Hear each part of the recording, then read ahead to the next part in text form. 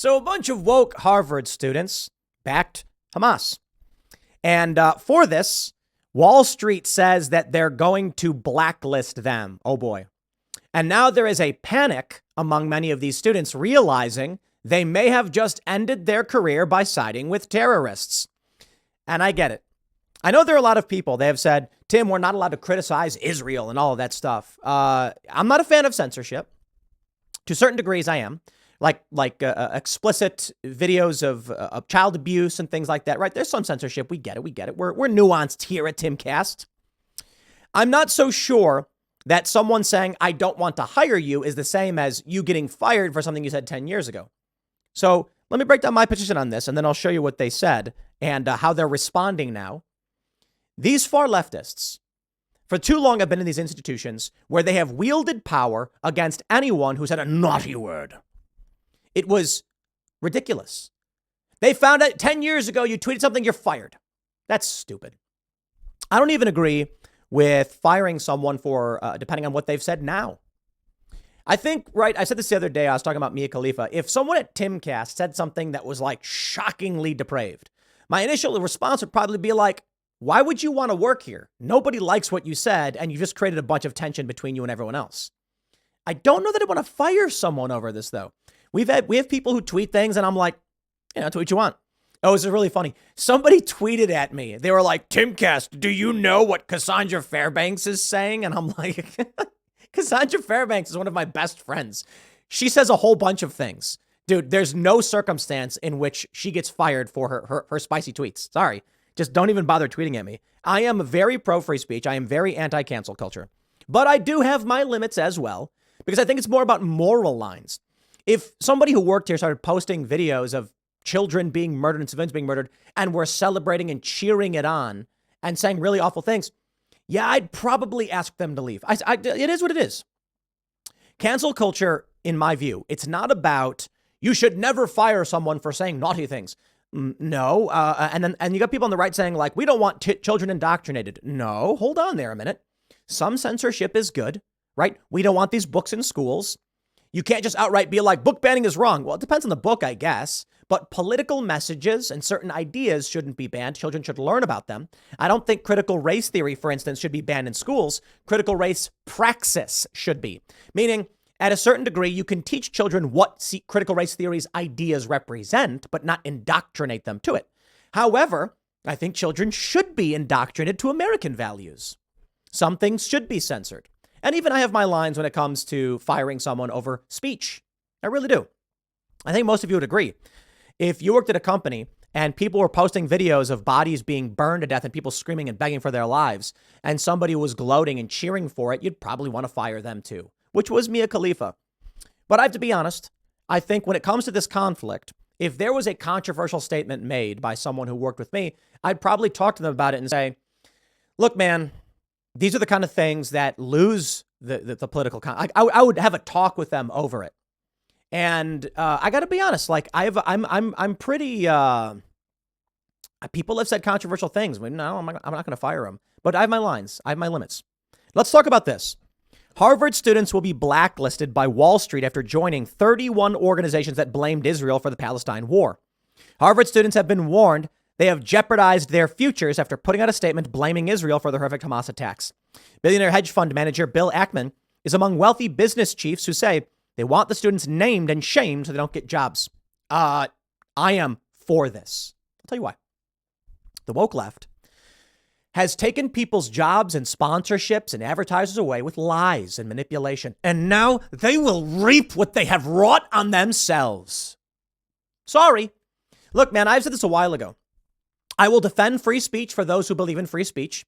And for those who request cancel culture and censorship, I will make your wish come true. Look, a lot of people keep saying, Tim, you have to defend free speech for everyone, no matter what. I'm like, I have to defend free speech for people who believe in free speech. If you come and say, I defend your right to free speech and my right to free speech, and then engage in some abhorrent speech, I'll be like, well, I'm glad you said it. The people in New York who are celebrating what Hamas did, I'm glad they're saying it. I want to hear it. I want to know this. Black Lives Matter, posting the paraglider and saying they stand with Palestine. Good. Tell everyone who you really are. What happens? Democrats are now saying they no longer support BLM over it. That's the point. But when the far left comes out and says, we demand free speech, but we won't grant it to you, I'll be like, no. We play by these rules, okay? I'm not going to give you political advantages when you seek to oppress, suppress, and destroy. If I and someone else can sit down for a casual conversation and we both agree we should be allowed to have our ideas and express them and challenge each other, good. But as soon as someone comes up and says, I have a right to keep and bear arms, but you don't, I say, not gonna fly. If you want to take my guns from me, then I want to take yours from you. Get it? What happens when you have one faction saying only we can have the guns? The ones who lose the guns lose the war. They lose their rights. They become oppressed. So what do you think happens when you have far leftists saying only we should be allowed to speak? I say, no, you are more dangerous and shouldn't be allowed in that regard. Now, for the most part, I say that somewhat in a facetious manner. Right, there are certainly circumstances where I want the far left to say the things that they're saying. So I'm not going to tell BLM no more speech for you when they're outing themselves as violent extremists, right? So the reality is I actually do like it when they speak. But my point is this. Right now, as these Harvard students are getting blacklisted, I ain't shed no tears, and I am not going to come defend you because these people outright support abject evil. Take a look at this. Chris Backey tweets, the law students at Harvard are beginning to really sweat the fact that they might get fired from their first-year associate jobs helping Dow Chemical cover up pesticide spills in small-town reservoirs simply because they supported a terrorist organization in law school. I don't know who this Chris Back. That's a very what is it? Ex-founder with exits to X. I don't know who he is, but it's a really well-crafted tweet. Their jobs helping Dow Chemical cover up pesticide spills in small-town reservoirs simply because they supported a terrorist organization. Bravo, sir. Statement by the Harvard Undergraduate Nepali Student Association.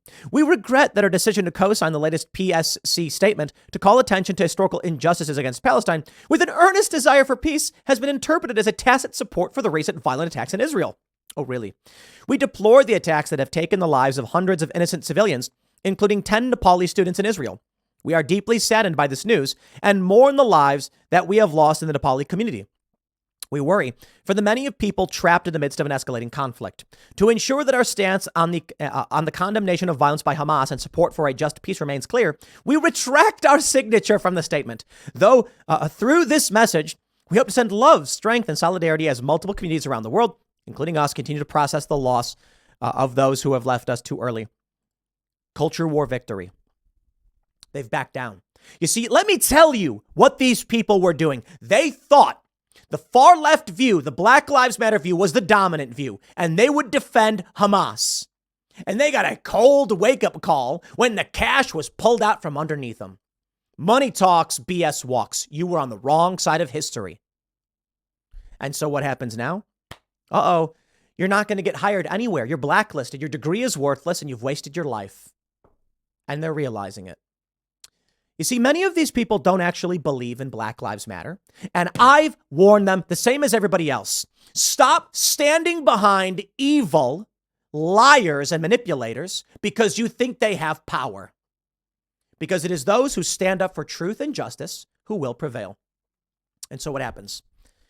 We stood beneath the boot of cancel culture and these far left extremists. They got preferential treatment, but now people are realizing who these extremists really are and their power is being stripped from them. But all those who were collaborators, let me apply the same rules the far left would apply.